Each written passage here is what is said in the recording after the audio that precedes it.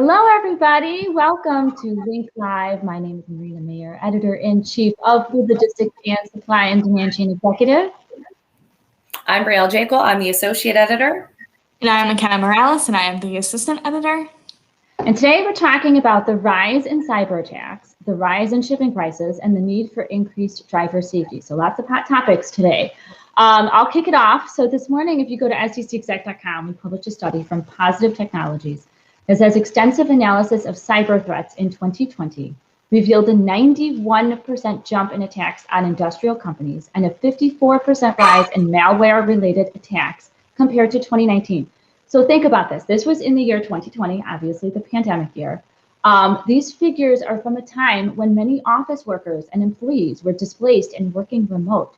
And yet these companies were still being exposed and taken advantage of and being attacked on the web. So throughout 2020, these attackers created new ransomware websites where they published stolen information when owners refused to pay a ransom. Which reminds me of what just happened with the Colonial Pipeline situation, which I wrote about. It's on foodlogistics.com and sdcexec.com.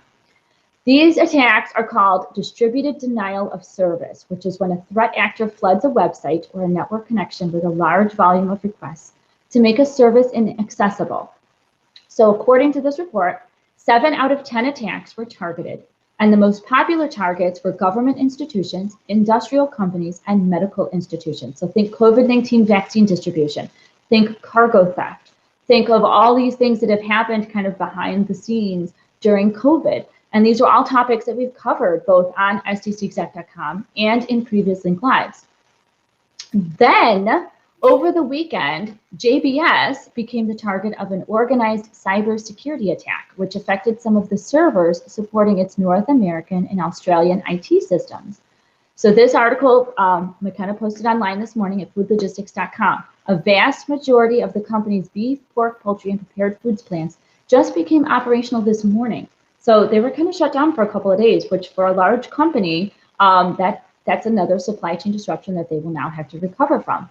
According to JBS, this ransomware attack most likely came from Russia, projected to be the same or similar group involved with the Colonial Pipeline. So again, you can learn more about this on foodlogistics.com. We're also going to be covering a lot of risk mitigation, procurement type pieces in next week's SCN Summit State of the Supply Chain Week. So make sure you go onto foodlogistics.com and sdcexec.com to register, because we have industry experts lined up to cover risk management, food safety, pharma, supply chain safety, procurement, and more. And I'll be moderating a lot of the events. So make sure you go to our websites to check out those news, because that's what's happening these days. Brielle, I'm going to hand things over to you so you can talk about hikes in shipping prices. Right. So obviously for the last year and a half, we've been talking about shortages and the stress that's happening on shipping and transportation companies. And it's even though the pandemic is ending, the shortages just keep on coming, and the shipping problems just keep on rolling in. So obviously this is causing higher shipping costs from traditional couriers. For instance, FedEx is increasing 3 peak surges on express and ground shipments of high volume and low, due to high volume but low operation capacity. They're also hiring tons of people, hundreds and hundreds of people in different warehouses around the US. So they're trying to increase that, but they have to increase their prices as well. In addition, the USPS is raising the price of the stamp.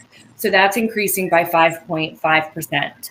And this likely means we're going to see a lot more price hikes from shippers. And we're also seeing retailers looking to create their own in-house shipping services instead of using third parties, like, the major ones like FedEx and UPS and stuff like that, most likely because of these price hikes. So that's going to change the game a little bit as well. So the last mile shipping industry in the upcoming year is definitely going to change quite a bit. Okay, interesting stuff. Mackenna, I know you posted an article online this morning, actually it was a blog, on driver safety. Tell us more. Yeah, so I drove past a really horrible accident last week, and I told you guys about it right away because I was like all shaken up about it. But there was 2 cars smashed and another car overturned. It was horrible. But then like slightly in front of it was a semi truck that was completely unscathed, and all I could wish was that that car or that truck had a dash cam in it, so that when they investigate the crash, they were able to see what actually happened. But I know that more cameras are getting implemented into fleets, and some drivers do have a major problem with it, and which like I get, because privacy is a huge deal for people, and I like to sing in the car, so I don't want that broadcast or filmed for 8 hours a day.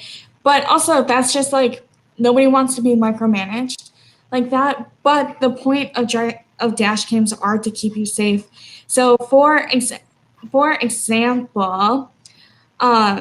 Webfleet Solutions has an HD video capability in its telematics solution, and the technology uses AI to identify risks and prevent any accidents from occurring. But drivers can also configure the camera to be on or off, or turn on any privacy suppressed modes, so events cannot be retrieved from the device. And also Verizon Connect has video cameras as well that can help improve driver safety and their behaviors, because the technology such as AI and machine learning help businesses improve driver behavior, understand the driving specific events, and can classify harsh driving times and like harsh weather in near real time, so drivers are able to better be safe and like prevent anything bad from occurring. But the things that I think are like the most important and are about the dash cams too is that they can help prevent incorrect claims on you. So if you are doing something correctly and someone tries to say no or otherwise, you have that documentation that proves otherwise. We did a webinar about it a few months ago, and I think it's still on demand on food logistics. So go and look there. Tons of great information. It's such a hot topic, and something that we will be covering more in depth as time goes. So if you go to foodlogistics.com and stcexec.com, you'll be able to read the blogs and articles and reports and studies that we've talked about today. You'll be able to read them more in length. And make sure you register for next week's SCN Summit, State of the Supply Chain Weeks, because we'll be covering way more information, all the supply chain news you can use. So we'll see you next week, 11 a.m. Central, same time, same place. Thank you very much.